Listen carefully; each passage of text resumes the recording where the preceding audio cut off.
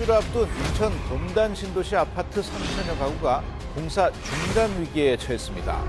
지난해 7월 공사가 한창이던 3,400여 세대 규모의 검단 신도시 아파트 단지가 우허가 논란에 휩싸이며 공사가 중단됐습니다. 2009년 유네스코 세계문화유산으로 등록된 조선 왕릉 40기, 그중 하나인 김포 장릉보호구역에 위치하고 있는 아파트 공사 현장. 이곳에 문화재청의 공사 중단 명령이 내려진 겁니다. 해당 구역에서 20m 이상의 건물을 지으려면 문화재 청장의 허가를 받아야 하나 해당 건축물은 허가를 받지 않았습니다. 들어서면 안 될 곳에 허가 없이 들어서 왕릉의 경관을 훼손했다는 아파트. 그런데 이건 단순히 경관 훼손만의 문제가 아니었다고 합니다. 만약에 이 장릉이 세계문화유산에서 탈락한다면 다른 39개의 왕릉들은 어떻게 됩니까? 영향받을 수 있습니다. 일괄 그럼 취소됩니까? 네. 조선 왕릉 40기는 단일 유산이 아닌 연속 유산으로 세계문화유산에 등재된 상태. 그래서 단 하나의 왕릉이라도 문제가 발생하면 조선 왕릉 40기 모두가 등재 취소될 수 있는 부정적 영향이 생길 수 있다는 겁니다. 조선 왕릉 40기가 전부 삭제될지도 모른다는 소식에 아파트를 철거해야 한다는 국민청원이 올라왔고 21만 명이 넘는 사람들이 동의를 했습니다. 해당 아파트를 지은 건설사들과 분양받은 입주 예정자들은 순식간에 사람들의 비난의 대상이 됐습니다. 그 문화재 보호하기 때문에 우리가 감수해야 돼. 이해할 수 있으면 하는데 그런 게 아니에요. 그 분양은 정부 기관에서 정해진 홈페이지에 등록을 하고 조건을 맞아서 당첨이 돼요. 입주하기 위해서 기다리고 있는데 어느 누가 우리들을 책임지는 사람이 그저 가족과 함께 오손도손 살아갈 내 집을 마련하고 싶었을 뿐인데 남은 건 상처뿐이라는 입주 예정자들. 왕릉과 아파트, 이 사태는 어디서부터 비롯된 걸까? 우리가 지붕층은 거의 그 전에 20년 말 정도, 12월 정도 끝났다고 보시면 되고요. 그때 건물은 다 올라갔어요. 네, 다 올라간 거죠. 공사가 중단될 당시 이미 최고층수인 20층까지 아파트의 외형은 다 지어진 상태였다는 겁니다. 다른 건설사의 아파트 공사 진척 상황도 비슷했습니다. 왕릉 보호구역 내에서 이 정도로 대단지 공사가 진행되었는데 왜 더 일찍 문제가 되지 않았던 걸까? 장릉의 주인은 사후에 왕으로 추존된 원종과 그의 비 인헌왕후입니다. 원종은 조선 14대 임금인 선조의 아들이자 16대 임금인 인조의 아버지입니다. 장릉의 경관을 해친다는 이유로 철거 여론이 거세지자 건설사들을 포함해 여러 전문가들이 왕릉 경관 복원을 위한 다양한 개선안을 제안했습니다. 지붕에 기와를 얹거나 옥상에 육각정자를 설치해 왕릉과 어울리는 분위기로 아파트를 꾸며보겠다는 방안. 아파트 외관 디자인이나 색채를 자연 친화적으로 바꾸거나 58m 상당의 나무를 심어 아예 아파트를 가리는 방법도 제안됐습니다. 하지만 모두 아파트를 철거해 왕릉 경관을 복원하는 해결책에 대한 대안이 될 수는 없었다고 합니다. 조선 왕릉 40기 전체의 실측 도면을 작성하며 세계 문화유산 등재 준비 과정에 참여했던 이창환 교수는 그 이유를 이렇게 설명합니다. 여기에 등재 신청서에 들어갔던 건데 이렇게 주산이 돼 있고요. 여기가 봉분이잖아요. 이분이 보면 여기는 아침에 본달에서 조산해. 조선 왕릉의 지형적 특징 중 하나는 대부분 봉분 앞뒤로 산이 위치해 있다는 점이라고 합니다. 특히 봉분 앞으로 보이는 조산은 풍수지리적으로 중요한 역할을 한다고 합니다. 좌측은 이제 청룡, 또 우측은 백호. 앞에 있는 조산 이런 거는 이제 주작이라고 하는데 백두대간으로부터 내려온 용이 이제 수리산, 광교산을 거쳐서 이쪽에 계양산 이렇게 돌아서 이렇게 오는 형태거든요. 그래서 자기가 온 산을 이렇게 쳐다보는 형태, 회룡고조, 할아버지를 쳐다보는 형태다. 그래서 이제 굉장히 길지라고 보죠. 조선 왕릉 중 김포 장릉은 풍수지리적으로 명당이라는 겁니다. 전문가는 명당의 자리를 유지하는 데 조산 역할을 하는 계양산의 조망권이 막히면은 안 된다고 합니다. 근데 이게 이렇게 된 데가 여주 영릉이 있어요. 북송산인데 그거는. 그렇죠. 그 두 개만 있기 때문에 더 가치가 있다는 얘기지. 세종대왕의 능과 더불어 조선 왕릉의 2대 명당이라 더 가치가 있다는 장릉. 장릉의 경관이 이대로 복원되지 않는다면 조선 왕릉 전체가 세계문화유산 등재에서 취소될 위험성이 있다고 합니다. 그런데 지난해 12월 법원에서 의외의 결정이 나왔습니다. 법원은 공사가 중단될 시 입주민들이 입을 피해를 고려하여 일단 공사를 다시 재개할 수 있도록 한 것입니다. 문화재청의 공사 중지 명령에 대해 건설사들이 신청한 집행정지 가처분이 받아들여진 겁니다. 법원의 이런 결정이 내려지자 건설사들은 처음부터 자신들이 짓는 아파트가 무허가 건물이 아니었다며 억울함을 호소합니다. 이게 국가에서 땅을 빨고 계획을 세우고 불허를 추첨을 해서 받은 땅이 건물을 짓는 불법이다? 국토부에서 제시한 용적률, 층수 그런 것들에 맞게끔 너희들이 설계를 했느냐를 심사를 하거든요. 그런 절차들이 다를 거쳐서 이상이 없다고 그냥 하라고 한 것이기 때문에 건설사들은 2007년 2기 신도시로 계획된 검단 신도시의 개발 절차에 따라 아파트를 지었다는 겁니다. 어디서부터 어디까지가 잘못된 걸까?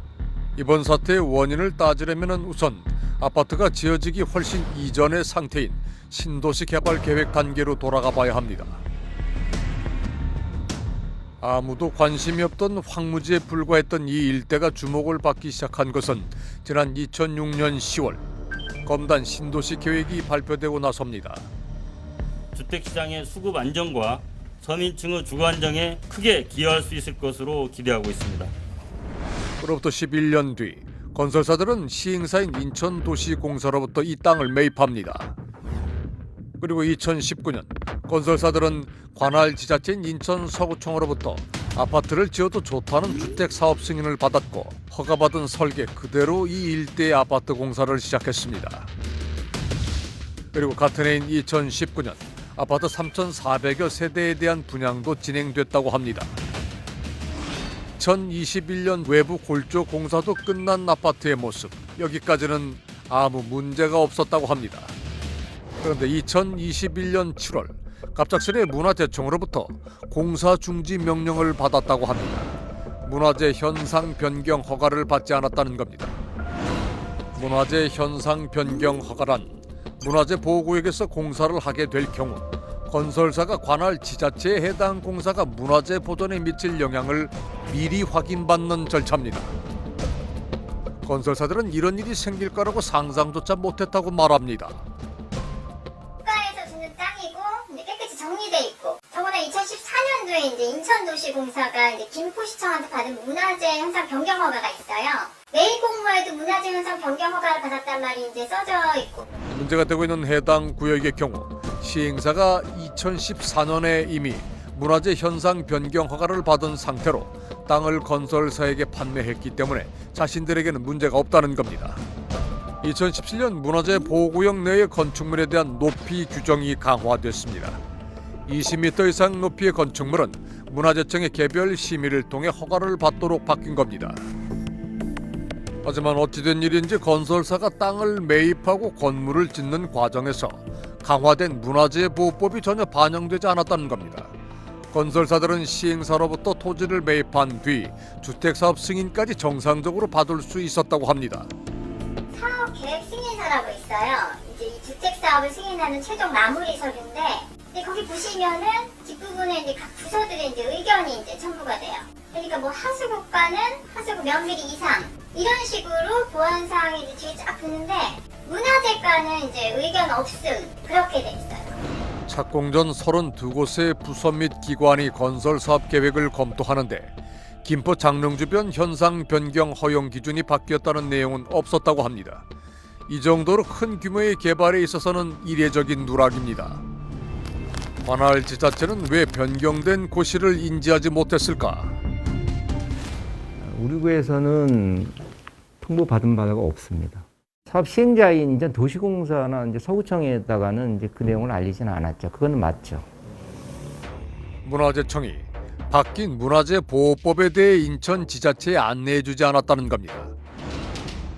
당시 문화재청의 안내 공문은 김포시청으로 전달되었다고 합니다. 문제는 문화재청에서 고지 의무를 다하지 않았다는 데 있어요. 토지이용규제기본법 8조 8항을 보니까 중앙행정기관의 장이 반드시 시군구에 알리도록 명시를 하고 있는데 이걸 인천 서구에 제대로 알렸습니까? 제대로 못 알렸죠. 예, 관보를 게재하고요. 그것이 또 아니고 문화재 공간정보 서비스에 저희가 등록을 하기 때문에 인천시가 이 내용을 모를 수가 없습니다. 김포시에서 관할 지자체에 해당 내용을 전달해 줄 수는 없었을까? 고시가 변경되고 나서 김포시는 고시에 관한 안내를 받았나요? 받았습니다. 인천 서구에서는 저희나 문화재청이나 알려주지 않았다고 하는데 문화재청 홈페이지에서 다 확인되실 사항이에요. 관보만 열어봐도 충분히 알 수 있다고 합니다. 관련 법규에 민감하다는 건설사들은 이에 대해 정말 몰랐던 것일까? 건설사는 알고 있었어요?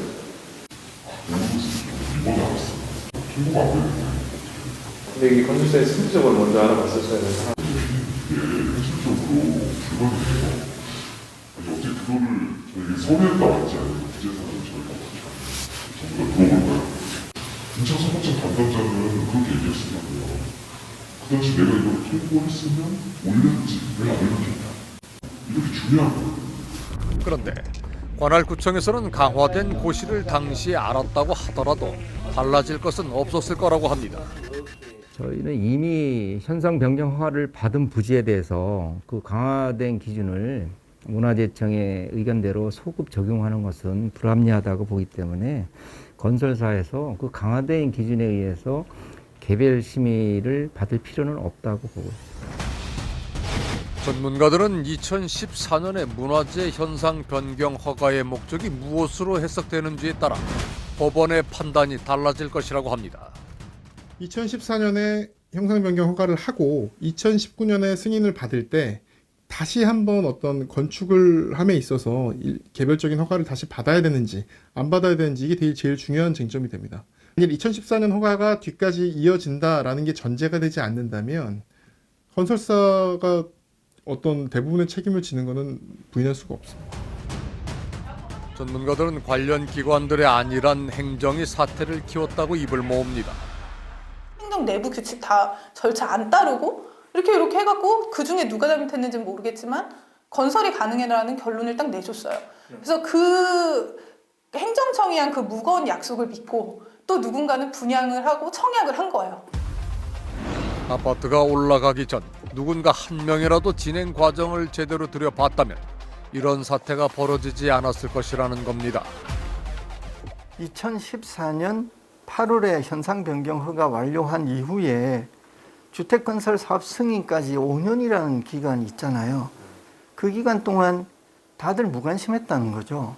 문화재청에서도 한 번쯤이라도, 그다음 김포시에서도, 서구청에서도 다 그냥 저는 아무도 챙겨보지 않았다는 게 그게 참 아쉬운 부분이다라고 생각을 하는 거죠. 문화재보호법상 문화재에 영향을 미칠 수 있는 건축물이 규제를 받는 범위는 문화재 외곽 경계로부터 500m, 역사 문화환경 보존지역 내에 있어야 합니다. 그러니까 500m 밖에 위치한 고층 아파트들은 왕릉의 경관을 가려도 규제 대상이 아니라는 겁니다. 이 앞에가 지금 저거는 25층짜리거든요. 앞에 있는 세 동만 자리를 잡고 있어요. 그것만 500m 있나요? 그럼 바로 뒤에도 25층짜리 건물이 있어요. 저걸 날린다 그래서 계양산이 얼마나 상식적으로 봐서 보이게 해요. 이번 공사 중지 처분을 받은 한 건설사의 경우 A동과 B동은 똑같이 왕릉의 조망권을 방해하는 위치에 있음에도 불과 4m 차이로 역사 문화환경 보존지역에서 벗어난 B동은 규제 대상이 아니었습니다.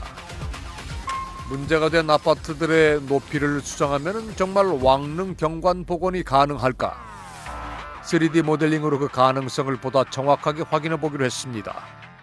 장릉에서부터 중간에 있는 아파트 계양산까지의 높이를 3차원으로 만든 영상으로 측면을 보면 상대적인 높이를 이제 판단할 수 있고, 조망점의 기준인 혼유석에서 계양산까지 선을 일직선으로 이어보니 고층 아파트 사이를 지나 계양산에 닿습니다. 문제가 된 아파트들을 아예 지어봤지만 여전히 계양산은 제대로 보이지 않습니다.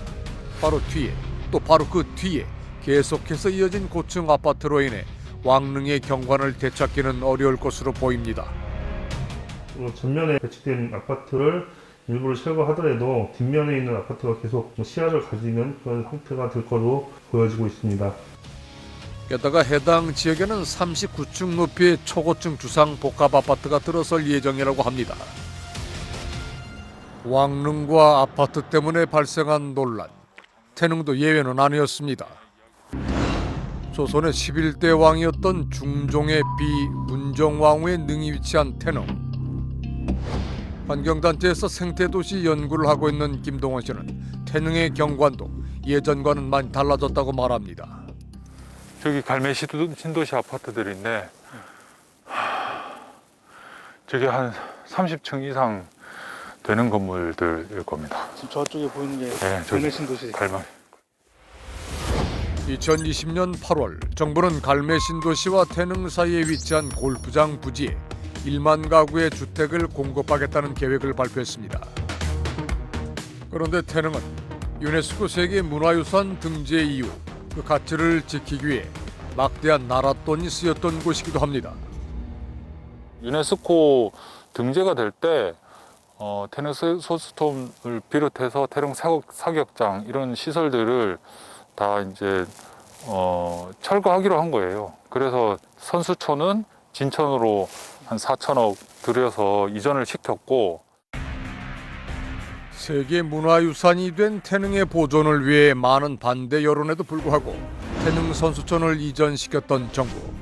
하지만 다시 태릉 바로 인근의 아파트를 짓겠다고 발표한 겁니다. 게다가 3기 신도시로 지정된 고양 창릉 신도시 개발 사업 부지에는 서원릉 반경 500m 이내의 토지들이 포함되어 있습니다.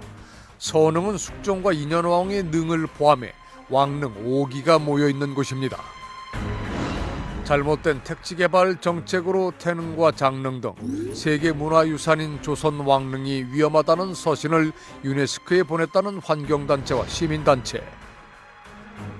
그 결과 유네스코에서는 태릉 개발에 대한 문화유산 환경영향평가를 진행해 결과 보고서를 보내달라고 문화재청에 의견을 전했다고 합니다. 태릉이나 서울릉 주변에서 대규모 건설 공사를 하려고 했다가 근래에 와서 계획을 재검토한다거나 이런 문제도 사전에 이런 문제들을 인지할 수 있는 시스템을 우리가 못 갖추고 있다는 것을 단적으로 보여주는 사례입니다. 제도화가 안 돼 있어요, 지금 문제가. 환경영향평가 제도를 해서 도입하겠다고 이제 그러는데 늦었죠, 사실은. 세계유산 했을 때 이미 그걸 했어야 되고. 세계 문화유산으로 등재시키려는 노력만큼 필요한 것은 등재 이후에도 세계 문화유산을 제대로 보존 관리하는 장치라고 전문가들은 지적합니다. 조선 왕릉에서 근무했다는 한 직원은 현장 관리에도 어려움이 많다고 말합니다. 국회에서 예산을 통과해야 기재부에서 예산을 주잖아요. 월급을 줘야 되니까. 심지어는 한 명도 없는 관리소도 있어요. 그러니까 공무원이 아예 없는 관리소. 아, 조선왕릉 중에서요? 그런 경우도 있고 한 명인데도 있고 정원은. 법은 있지만 그 운영을 제대로 하고 있지 못해 이번 장릉 아파트 사태가 벌어진 것은 아닐까. 돈을 벌어서 내게 생겼다. 이게 들어가면 내 집이 생기는 거야. 그게 너무 좋았거든요. 애들하고 같이 이렇게 돌아다니는 것만으로도 되게 행복할 것 같아요. 그냥 우리는 우리 아파트에서 재미나게 주민으로 살고 싶은 주민인데 너무 속상한 거죠. 애초에 일어나지 말았어야 할 기이한 대결, 왕릉과 아파트. 이 기이한 난제를 만든 건 어쩌면 자리만 지킨 자들의 안일한 태도였을지도 모릅니다. 애꿎은 사람들만 오늘도 불안 속에 살아가고 있습니다.